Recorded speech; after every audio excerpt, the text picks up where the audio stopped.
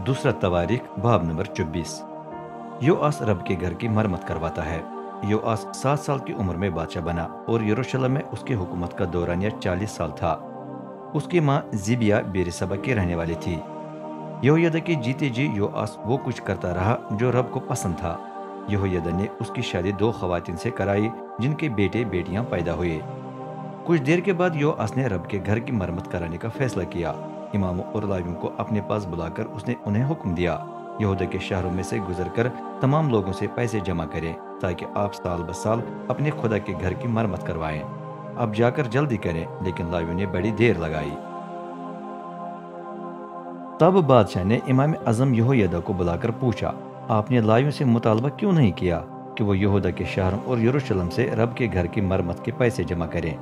ये तो कोई नई बात नहीं है, क्योंकि रब का खादिम मूसा भी मुलाकात का खीमा ठीक रखने के लिए इसराइली जमात से महसूल लेता रहा।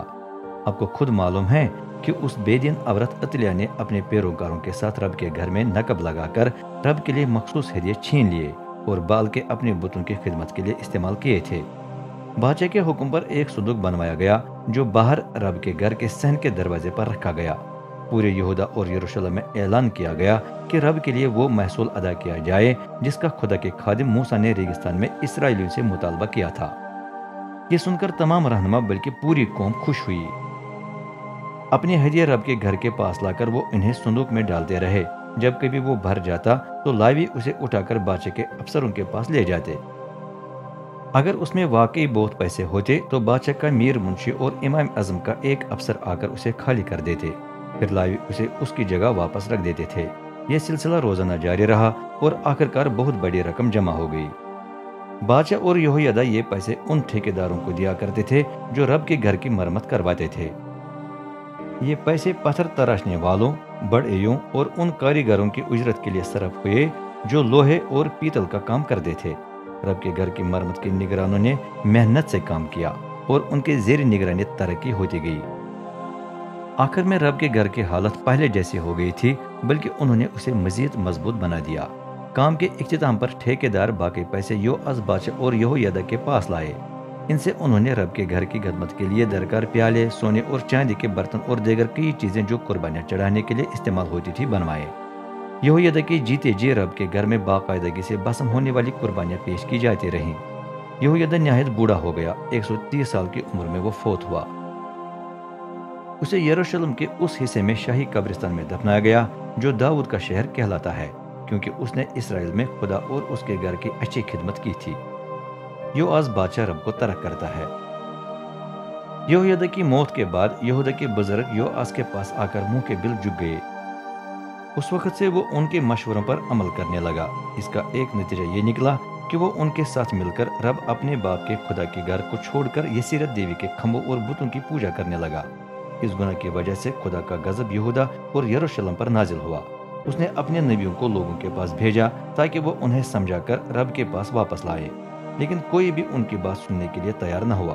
फिर खुदा का रूह यहोयदा इमाम के बेटे जकरिया पर नाजिल हुआ और उसने कौम के सामने खड़े होकर कहा, खुदा फरमाता है, तुम रब के एहकाम की खिलाफ वर्जी क्यों करते हो? तुम्हें कामयाबी हासिल नहीं होगी, क्योंकि तुमने रब को तरक कर दिया है, इसलिए उसने तुम्हें तरक कर दिया है। जवाब में लोगों ने जकरिया के खिलाफ साजिश करके उसे बादशाह के हुक्म पर रब के घर के सहन में संसार कर दिया। इस तरह योआस बादशाह ने उस मेहरबानी का ख्याल न किया जो यहोयदा ने उस पर की थी, बल्कि उसे नजरअंदाज करके उसके बेटे को कत्ल किया। मरते वक्त जकरिया बोला, रब ध्यान देकर मेरा बदला ले। अगले साल के आगाज में शाम की फौज योआस से लड़ने आई। यहूदा में घुसकर उन्होंने यरूशलेम पर फतह पाई और कौम के तमाम बुजुर्गों को मार डाला। सारा लूटा हुआ माल दिमश्क को भेजा गया जहां बादशाह था। अगरचे शाम की फौज यहूदा की फौज की निस्बत बहुत छोटी थी, तो भी रब ने उसे फतह बख्शी, क्योंकि यहूदा ने रब अपने बाप दादा के खुदा को तरक कर दिया था। इसलिए योआस को शाम के हाथों सजा मिली। जंग के दौरान यहूदा का बादशाह शदीद जख्मी हुआ। जब दुश्मन ने मुल्क को छोड़ दिया तो योआस के अफसरों ने उसके खिलाफ साजिश की। यहोयदा इमाम के बेटे के कत्ल का इंतकाम लेकर उन्होंने उसे मार डाला जब वो बीमार हालत में बिस्तर पर पड़ा था। बादशाह को यरूशलेम के उस हिस्से में दफन किया गया जो दाऊद का शहर कहलाता है, लेकिन शाही कब्रिस्तान में नहीं दफनाया गया।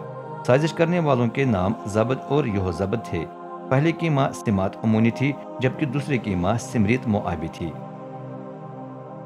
یواس کے بیٹوں اس کے خلاف نبیوں کے فرمانوں اور خدا کے گھر کی مرمت کے بارے میں مزید معلومات شاہن کی کتاب میں درج ہیں۔ یواس کے بعد اس کا بیٹا امسیہ تخت نشین ہوا۔